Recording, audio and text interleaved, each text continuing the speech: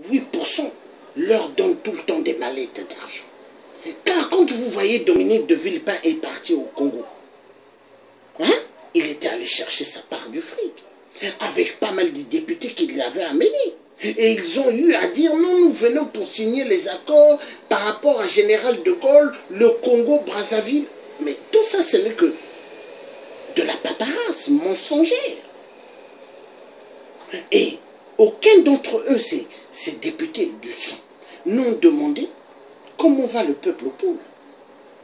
Car le peuple au poule ne les intéresse pas. Ce qui leur intéresse, nous avons signé des contrats avec toi. Jacques Chirac t'a remis au pouvoir. Donc tu dois nous donner, nous les députés français, notre pognon. Et n'oublie pas, le nouveau gouvernement qui est en France, il faut aussi donner leur pognon. C'est comme ça la France-Afrique. N'oublie pas que la mafia, c'est comme ça. Mais 8%, si tu ne donnes pas le fric, nous, on va s'occuper de toi.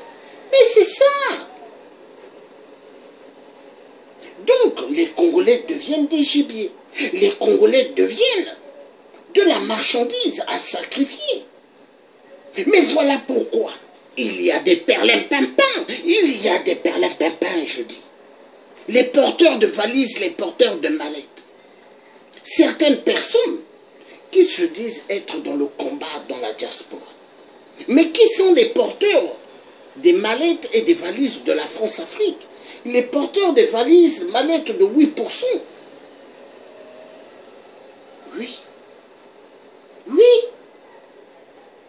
Vous les entendrez dire des belles paroles, mais ils sont avec 8%. Le jour, il crie Sassou assassin. La nuit, au téléphone avec 8%. Oui, la vérité doit être dite. Vous croyez qu'un franc-maçon va en découdre avec un autre franc-maçon? Mais entre eux, ce sont des frères. Ce qui s'est passé au Congo-Brazzaville à l'époque, coup d'État, l'Issouba pour le dégager. Sassou a fait un coup d'État. Mais tout ça, c'était des traités entre eux. On touche au peuple. Hein? On tue le peuple. Mais nos enfants, donc les enfants des Nguesson, les enfants de l'Issouba, personne ne doit être touché. Mais le peuple, il faut les toucher. C'est comme ça. Et la vérité doit être dite. Donc 8%, il tue, il ne s'inquiète pas. Parce qu'il sait que l'histoire des disparus du beach, aucune justice internationale lui a fait la guerre. Parce que 8%, il s'en sort bien. Il s'en sort bien parce qu'il sait comment donner, du fric, l'argent aux gens. 8%, il sait. Il ne s'inquiète pas. Il sait comment donner du fric et il sait comment il pourra sortir toujours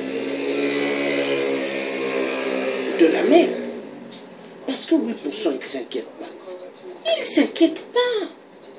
Mais le plan est toujours bien joué. Hein? Le tueur 8%. Hein? Il avait tué le colonel Sourou. Hein? Il a tué le colonel Sourou. Hein? Parce que le colonel Sourou, on savait beaucoup sur l'affaire des disparus du beach. Le colonel Marcel Tsuru est notre invité ce matin, secrétaire général adjoint du Conseil national de sécurité. De par sa position privilégiée, il est considéré comme un homme clé de l'appareil d'État de son pays. Il a accès à de nombreuses informations sensibles et il a accepté d'évoquer avec Christophe Bobouvier le dossier ô combien délicat des disparus du beach, mais aussi celui de Mpila. Les explosions avaient fait 300 morts et l'officier avait lui-même été condamné à du sursis par la justice. Depuis 10 jours, Marcel Tsuru est donc libre. Il donne sa vérité dans cette affaire. Colonel Marcel Tsuru, bonjour. Bonjour. Le 10 septembre, la cour criminelle de Brazzaville vous a condamné à 50 travaux forcés avec sursis pour complicité involontaire et détention illégale d'armes de guerre. C'était dans l'affaire de l'explosion meurtrière de Mpila le 4 mars 2012. Quelle est votre réaction ?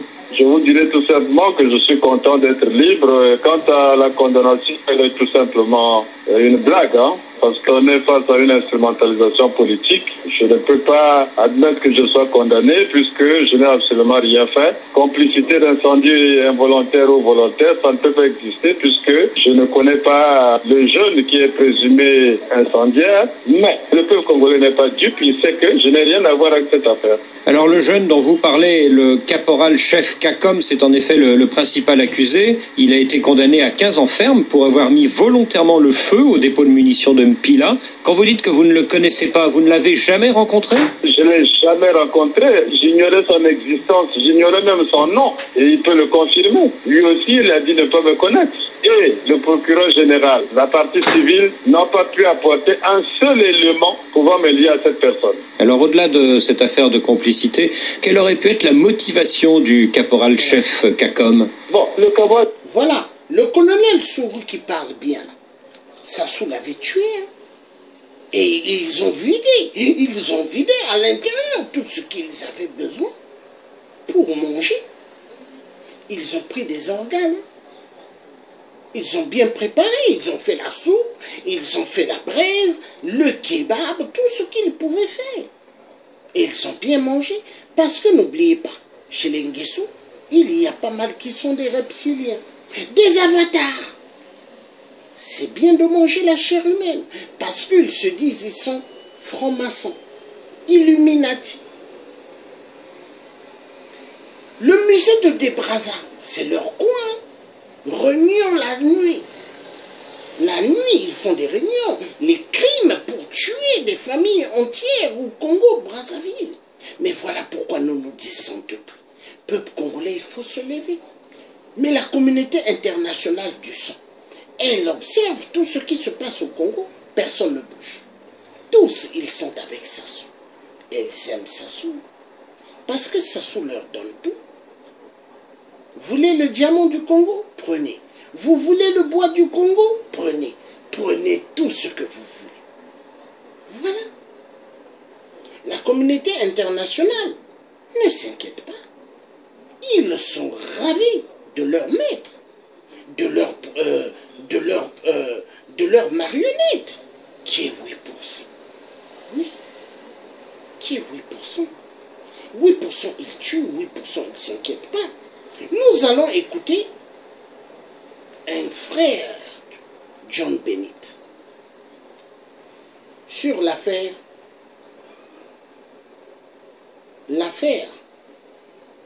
de Chakuna. Nous allons écouter les jeunes assassinés à Chakuna, parce que 8%, il aime bien tuer les enfants des gens. Hein? Vous avez écouté pour l'affaire des disparus du beach. Il y a un papa de 40 ans. On l'a forcé, on l'a pointé des armes de coucher avec sa fille de 10 ans. Imaginez. Il y a un monsieur.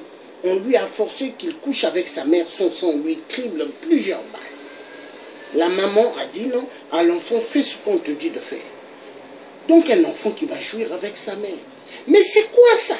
Et la communauté internationale veut que nous, les résistants, on accepte Sassou. Que les combattants acceptent Sassou. Mais non. Non! On vous dit non. On vous dit non. On va s'occuper de votre petite marionnette. De celui que vous aimez.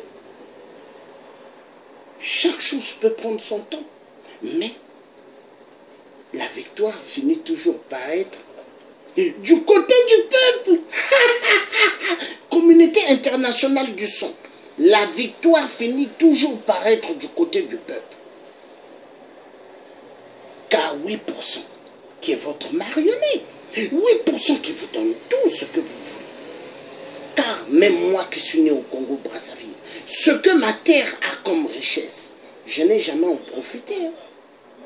Vous avez des pavillons, vous avez des châteaux, vous avez des immeubles avec les minéraux de chez moi. Communauté internationale du son de merde. Vous vivez bien. Et on tue les Congolais. Mais ça va finir un jour.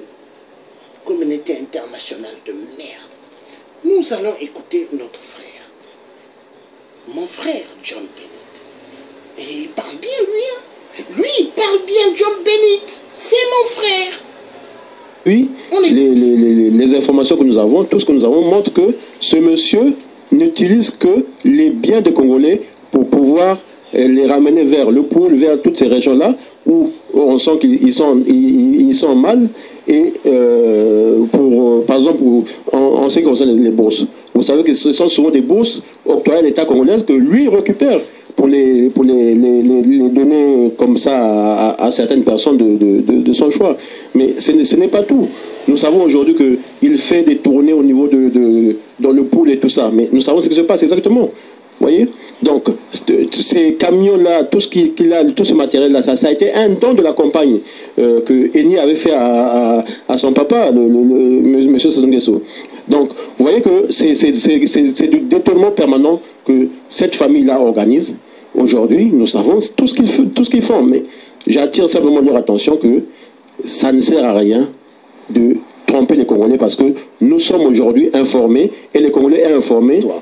Écoutez, nous avons été informés dès les premières heures et nous sommes de faire un travail aujourd'hui qui consiste à prendre les informations, à interpeller les parents qui sont concernés pour qu'une plainte globale soit faite parce que imaginez-vous qu'il n'y a pas que ça.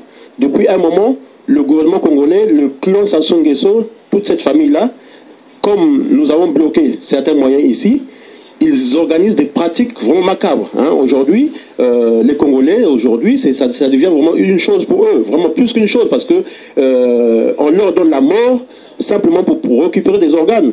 Et donc il y a un trafic d'organes qui est très, très, très, très avancé, dont les responsables sont M. Sassou Nguesso et son père et Claude Sassou Nguesso. Ça, je le dis, je sais ce que je dis, peut-être qu'ils portent en plainte parce que ça fait un moment qu'ils le font. C'est eux qui sont en train d'organiser. Aujourd'hui, dans nos morgues, nous savons que c'est les Marocains qui les gèrent et que... John Benit Nzaba, le sniper, celui qui terrorise la majorité présidentielle, on a vu beaucoup des enfants morts dans nos géoles. Au commissariat plus précisément de Chakona, en Pila. Le commissaire, c'est monsieur Évariste, qui habite à Talangaï, là-bas au Mikal, où il a même fouillé la maison. Vous n'avez pas des informations pour éclaircir le peuple? Non, mais écoutez, je veux dire simplement que nous avons été informés très tôt. Donc nous avons pris des dispositions. Aujourd'hui, nous sommes en contact avec certains parents qui ont perdu évidemment leurs enfants. Donc il y a une commission que nous avons mis en place pour qu'il y ait une plainte commune. Et ça, nous ne lâcherons pas. Vous voyez que ça se répète de plus en plus parce que nous sommes en face d'un gouvernement, en face même pas un gouvernement, mais d'un clan dont Christelle Sassou Nguesso, son papa, M. Sassou Nguesso, et sa fille, qui aujourd'hui sont à l'origine de tout ça, parce que nous avons bloqué de l'argent ici, ils ne peuvent plus avoir de l'argent. Qu'est-ce qui se passe aujourd'hui? Il faut que les gens le comprennent réellement.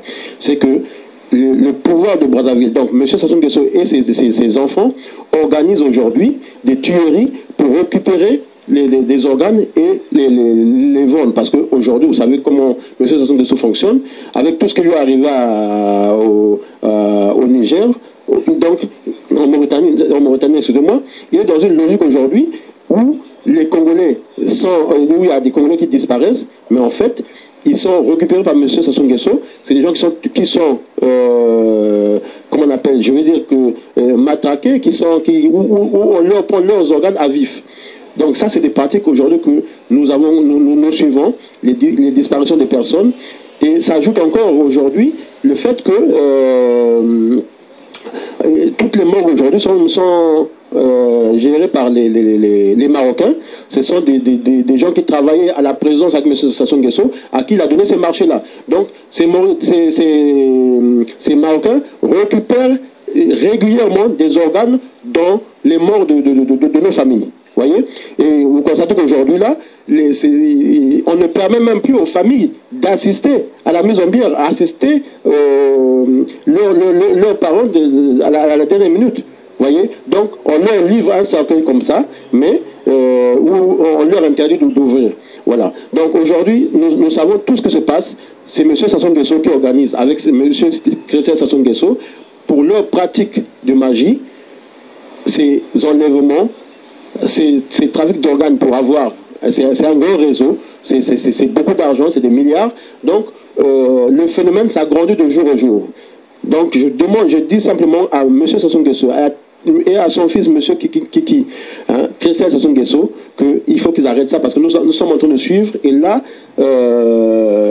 les démarches que nous menons, je vous jure que ça sera très grave parce que tout ce qui se passe aujourd'hui est suivi et nous allons lui démontrer comment ces organes-là sont transportés et à qui ça profite. Mais je vous jure que là, ils touchent aux Congolais vraiment dans leur chair et je crois qu'on ne va pas arrêter ça.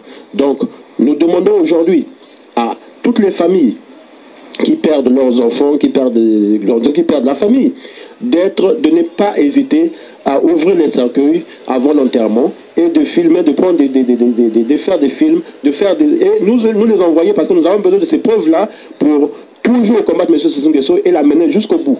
Donc c'est une étape aujourd'hui qui est cruciale. Ils ont besoin d'argent parce que nous avons tout bloqué.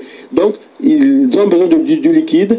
Aujourd'hui, c'est les trafics d'organes qui leur rapportent de l'argent et ça va se répéter. Il y aura tout ce qui s'est passé à Chakona là, ça se répétera ailleurs, comme ça, des incidents où on dira qu'il y a 500 personnes qui sont mortes. En fait, ils récupèrent les organes.